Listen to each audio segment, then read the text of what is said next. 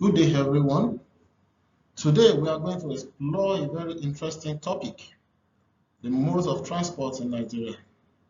As you all know, tourism cannot thrive without transport. And when we talk about travel, what comes in your mind first?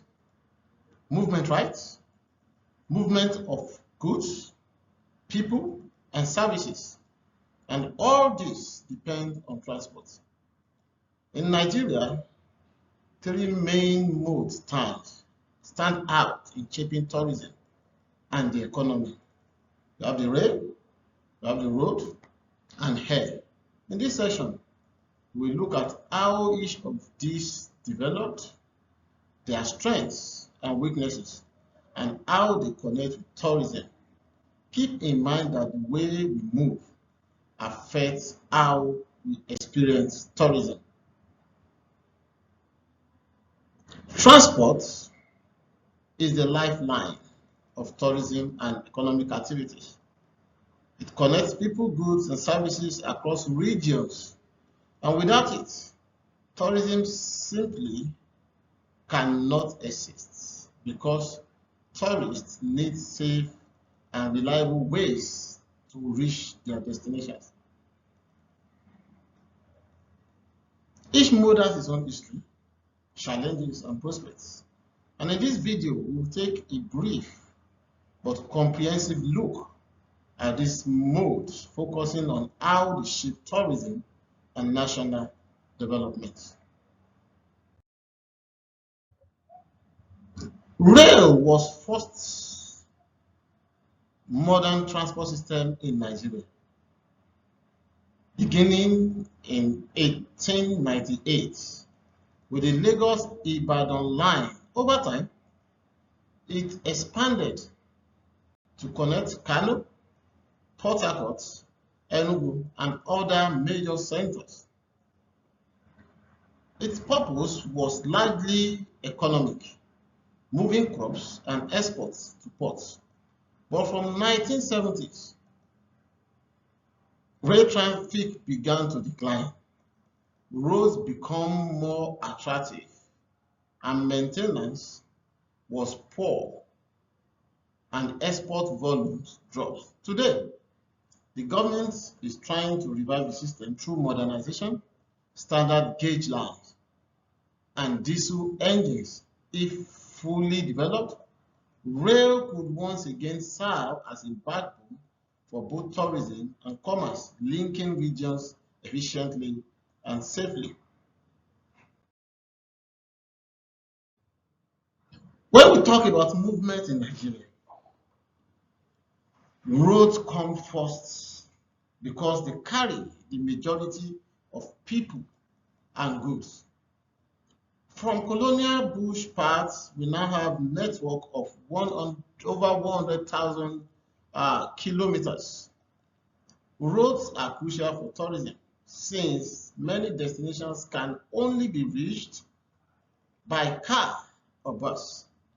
But challenges like congestion, poor maintenance, and accidents remain. Alongside roads, Nigeria has vast rivers like the Niger and Benue, and a long coastline. Water transport could be a strong alternative, not just for cargo, but also for tourism. Imagine river cruises or ferries to coastal resorts. Sadly, it remains underdeveloped, with poor facilities and safety issues.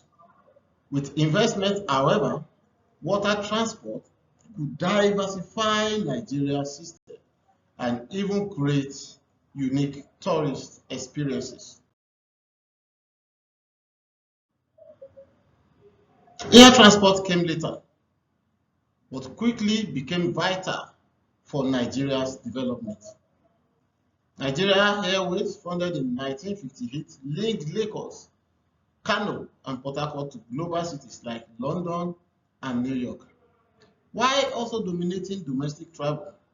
Domestic flights carried over 70% of passengers, showing how important air is for internal movement. Today, however, the sector faces decline Many airports are underused, passenger numbers are falling, and costs remain high. Still, air travel is indispensable for business people, professionals, and international tourists. To compete globally, Nigeria must upgrade the airport facilities, cut costs, and integrate air with other modes of transport. Now, if we take a snapshot of transportation in Nigeria today, it is a mixed picture. Rail is seeing growth in passenger and freight numbers thanks to recent government investment. But outdated infrastructure and security problems hold it back. Roads remain the mainstay, but are overused and under-maintained, with potholes and congestion slowing movement. The new projects like the Lagos-Calabar Coastal Highway aim to improve things. Air transport is struggling. Many regional airports are underutilized, while most traffic is concentrated in Lagos, Abuja, and Port Harcourt. Costs and inefficiencies discourage travelers. Finally, water transport, despite our long coastline and navigable rivers, is still underdeveloped. There is potential for ferries, river ports, and even tourism cruises, but poor infrastructure and safety are limited growth.